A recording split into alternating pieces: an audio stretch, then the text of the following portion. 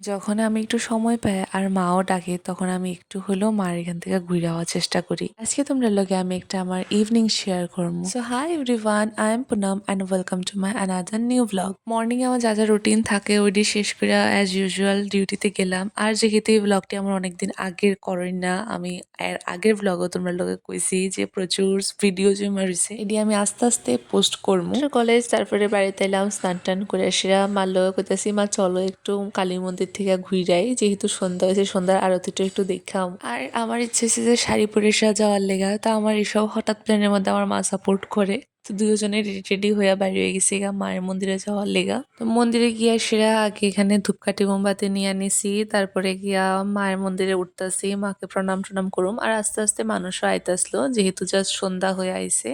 আর এমনি তো আমার মন্দির টন্দিরে যেতে অনেক বেশি ভাল লাগে। তোমরা যারা আমার রেগুলার ব্লগ দেখো, অর্ধেক ব্লগে পাইবা যে আমি মার লগে মানে মন্দিরে অবশ্যই যাই।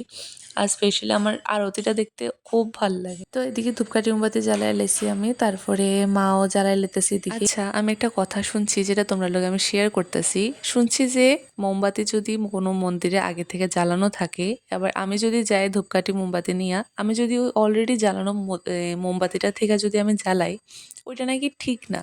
কিন্তু অ্যাকচুয়ালি হয় কি এটা আমি জানি না। কিন্তু এতদিন আমি এমনি তো জ্বালাই আসলাম, যে মোমবাতিটি জ্বালাই না থাকতো এটার থেকে মোমবাতি আমার ধরাইতাম, তারপর এটা থেকে আসে আমিও ধূপকাঠি জ্বালাই এসে মারে দেখায় আর বা মন্দিরে দেখায় এসে রাখতাম। তোমরা যদি কেউ জানো এটার অ্যাকচুয়াল রিজনটা, তাহলে তোমরা আমারে জানায়ও কমেন্টে।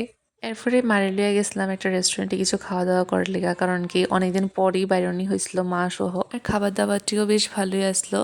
আর আমার আজকে ব্লগটা বেশি বড় করতেছি না, আজকের ব্লগটা আমি এর ধরে রাখতেছি। তো সবারই জানাই টাটা।